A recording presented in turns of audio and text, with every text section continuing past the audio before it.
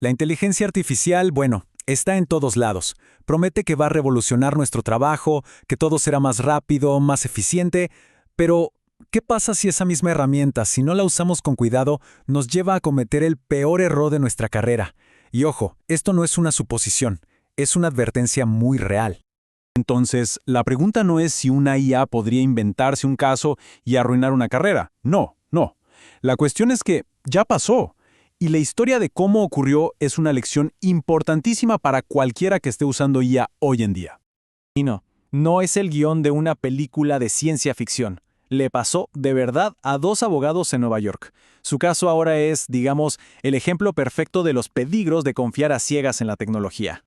Miren, las palabras del mismísimo juez lo dicen todo. Una circunstancia sin precedentes. ¿Se imaginan? El equipo legal presentó casos, jurisprudencia totalmente falsa, inventada por una inteligencia artificial. A ver, vamos a desglosar cómo se pudo llegar a algo así. Ok, entremos en materia. Este caso, que se conoce como Mata versus Avianca, es mucho más que una simple anécdota curiosa. La verdad es que saca a la luz un error de concepto, un malentendido gigante sobre lo que la inteligencia artificial puede hacer y, sobre todo, lo que no puede hacer. La historia, en resumen, es así. Los abogados usaron ChatGPT para su investigación legal. ¿Y qué pasó? La IA, en vez de decir, oye, no encontré nada, pues se inventó 6 casos judiciales de la nada con citas y todo, ¿eh? Pero aquí está el meollo del asunto. El error no fue de la máquina. El verdadero, el gran fallo fue la total falta de supervisión humana. Para que realmente entendamos la magnitud de este error, tenemos que dar un pasito atrás y ver cómo se construye un argumento legal que sea sólido, que se sostenga, porque no es algo que se haga al azar, para nada. Sigue una estructura muy pero muy específica. A esa estructura, a esa base de una decisión bien fundamentada, se le conoce como el silogismo judicial. Pensemos que es como el esqueleto lógico, la columna vertebral que sostiene todo el argumento. Básicamente es un proceso de 3 pasos. 1. La premisa mayor, o sea, ¿qué dice la ley? La norma general.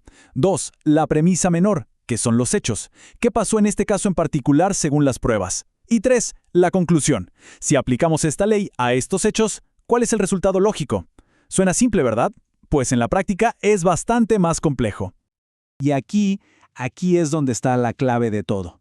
Porque juntar estas 3 piezas no es un trabajo mecánico, no es como armar un mueble. Requiere un tipo de razonamiento muy particular, casi creativo, una especie de intuición informada que, como vamos a ver, es algo exclusivamente humano. Bueno, ahora sí, hablemos de la falla de la máquina. Vamos a ver esa diferencia abismal que existe entre cómo razona un profesional del derecho y lo que una IA generativa puede hacer hoy por hoy. A ver, pensemos en los tipos de razonamiento. La deducción va de lo general a lo específico, el clásico. Todos los humanos son mortales, Sócrates es humano, por lo tanto, Sócrates es mortal. La inducción es al revés, de lo específico a lo general. He visto 1000 cuervos y todos son negros, así que probablemente todos los cuervos son negros. En esto, tanto las personas como las máquinas se defienden bien. Pero hay un tercer tipo, la abducción. Y ahí es donde la IA, digamos que, no da la talla. Este razonamiento abductivo es como un salto creativo. Es la capacidad de encontrar la mejor explicación posible cuando la información está incompleta o es confusa. A ver, un ejemplo. Llegas a casa, ves la puerta abierta y un vaso de agua en la mesa. No sabes qué pasó, pero la hipótesis más lógica es que alguien de confianza entró. Eso es abducir, es esa intuición, esa chispa creativa que un abogado o abogada usa todo el tiempo. Y esto nos lleva justo al problema. Como bien dice el experto Chacón Sartori, los modelos actuales no pueden hacer esto. No razonan de verdad. Lo que hacen es producir textos que son estadísticamente probables. O sea, no entienden el porqué de las cosas, solo predicen cuál es la siguiente palabra más lógica. Y eso a veces las lleva a alucinar, o sea, a inventarse información que suena bien, que parece coherente, pero que es completamente falsa. Entonces, ¿qué hacemos? ¿Tiramos la IA a la basura? Para nada. La clave es usarla de forma inteligente. Tenemos que entender que es una herramienta, no un pensador. Y ahora vamos a ver exactamente cómo se hace eso. Aquí la regla de oro es muy simple. El objetivo es supervisar la herramienta, no delegarle el pensamiento. La IA puede organizar, pero quien decide es el humano. El juicio crítico, la verificación de datos y, por supuesto, la responsabilidad final, eso siempre, siempre es nuestro. Miren qué interesante este ejemplo de un buen prompt, una buena instrucción para la IA. En lugar de pedirle que decida por nosotros, le pedimos que trabaje para nosotros. Analiza la evidencia, crea un diagrama, muéstrame las contradicciones y organiza todo en una tabla. ¿Ven la diferencia? Le estamos pidiendo que ordene la información para que un humano pueda analizarla de forma rápida y eficiente. Entonces, para que quede súper claro, aquí van unas reglas de oro. Primero, úsala para organizar información. Resumir, clasificar, perfecto. Segundo, nunca la uses para decidir el argumento. La estrategia es humana. Tercero, verifica absolutamente cada fuente que te dé. Y cuarto, y la más importante, la persona que usa la IA es siempre la responsable final.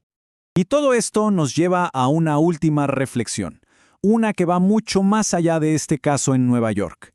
Estamos hablando de una nueva responsabilidad, de la ética profesional en la era de la inteligencia artificial.